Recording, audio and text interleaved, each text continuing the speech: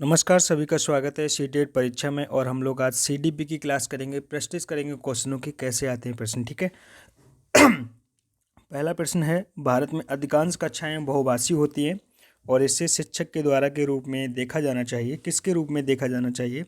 Option A है समस्या के, ऑप्शन बी है संसाधन, और ऑप्शन सी है बाधा के, और ऑप्शन डी है परेशानी।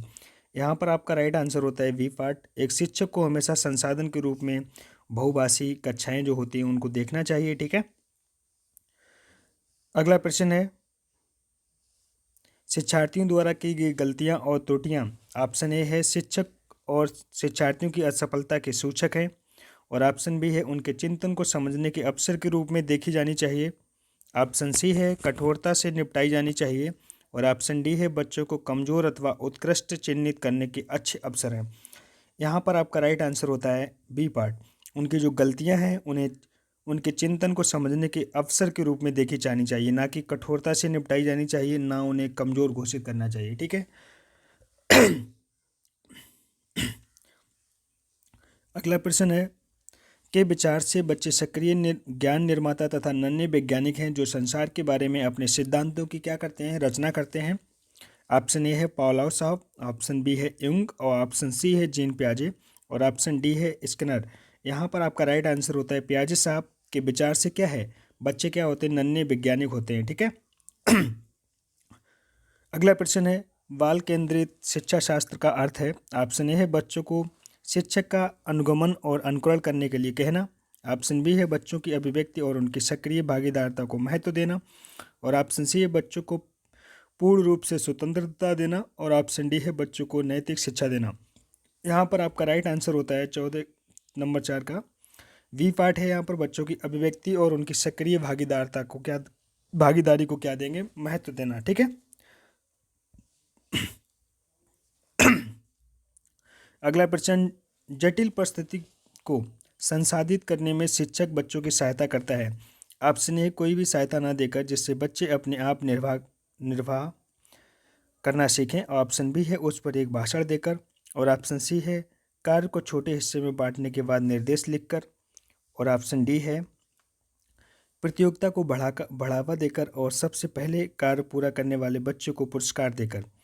यहाँ पर आपका डी ऑप्शन राइट होता है सी पार्ट, कार्य को छोटे छोटे हिस्सों में बांट के उसके निर्देश लिखकर। ठीक है। अगला प्रश्न, शिक्षार्थियों से ये अपेक्षा करना कि विज्ञान को उसी रूप में पुनः प्रस्तुत कर देंगे जिस रूप में उन्होंने ग्रहण किया है। ऑप्शन ए है एक प्रभावी आकलन युक्ति है, ऑप्शन बी है समस्या है क्योंकि व्यक्ति अनुभवों की व्याख्या करते हैं और ज्ञान को ज्यों का त्यों पुनः उत्पादित नहीं करते, और ऑप्शन सी है अच्छा है क्योंकि वे भी हमारे मन में हैं, हम उसे रिकॉर्ड करने लगते हैं। ऑप्शन डी है अच्छा है क्योंकि यह शिक्षक के लिए आकलन में सरल होगा। यहाँ पर आपका राइट आंसर होता है वी पार्ट। समस्या है क्योंकि ज्यों का त्यों पुनः प्रदर्शित कर देंगे तो वो समस्या है क्योंकि व्यक्ति अनुभवों की व्याख्या करते हैं और ज्ञान को ज्यों का त्यों पुनः उत्पादित नहीं करते। ठीक है। अगला प्रश्न है, जब शिक्षार्थियों को समूह में किसी समस्या पर चर्चा का अवसर दिया जाता है तब उसके सीखने का वक्र क्या रहता है, स्थिर रहता है, ऑप्शन बी है अवनत होता है, और ऑप्शन सी है समान रहता है, ऑप्शन डी है बेहतर होता है। यहाँ पर आपका राइट आंसर डी पार्ट होता है बेहतर होता है। ठीक है।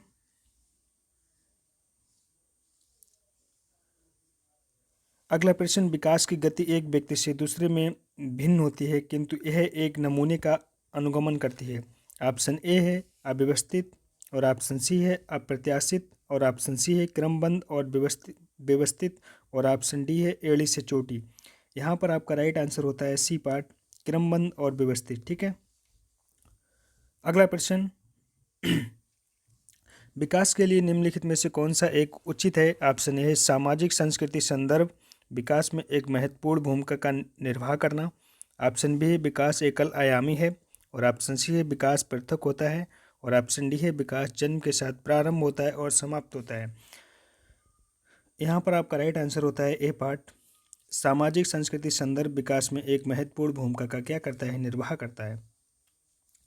अगला प्रश्न, व्यक्तियों में एक दूसरे में भिन्नता क्यों होती है? ऑप्शन ए जन्मजात विशेषताओं के कारण, ऑप्शन बी है वंशानुक्रम और वातावरण के बीच अनून क्रिया के कारण, और ऑप्शन सी है प्रत्येक व्यक्ति को उसके माता पिता से जीनों का भिन्न समुच्चय प्राप्त होने के कारण, और ऑप्शन डी है वातावरण के प्रभाव के कारण। यहाँ पर आपका राइट आंसर होता है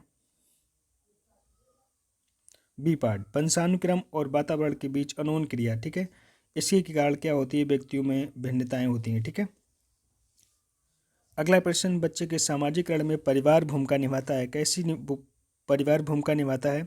ऑप्शन ए रोमांचकारी, ऑप्शन बी है मुख्य, और ऑप्शन सी है गौड़, और ऑप्शन डी है कम महत्वपूर्ण।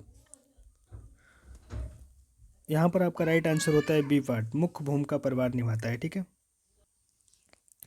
यहाँ पर मुख्य भूमिका निभाता है परिवार। ठीक है, अगला प्रश्न है, निम्नलिखित में से कौन सा एक सही मिलान वाला जोड़ा है? ऑप्शन ए है औपचारिक संक्रियात्मक बच्चा, अनुकरण, प्रारंभ और कल्पनापरक खेल, और ऑप्शन बी है शैशवावस्था, तर्क का अनुप्रयोग और अनुमान लगाने में सक्षम, और ऑप्शन सी है पूर्व संक्रियात्मक बच्चा, निगमनात्मक विचार, और ऑप्शन डी है मूर्त संक्रियात्मक बच्चा साधारण एवं वर्गीकृत करने योग्य। यहाँ पर आपका राइट आंसर होता है डी पार्ट, मूर्त संक्रियात्मक बच्चा साधारण एवं वर्गीकरण करने योग्य हो जाता है। ठीक है, अगला प्रश्न है, एक बच्ची कहती है धूप में कपड़े जल्दी सूख जाते हो, वह किस समझ को प्रदर्शित कर रही है? किस समझ को प्रदर्शित कर रही है?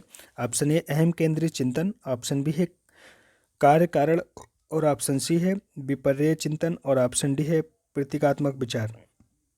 यहाँ पर ऑप्शन राइट होता है, दूसरा ऑप्शन राइट होता है, वो कार्य कारण क्या कर रही है? समझ को प्रदर्शित कर रही है।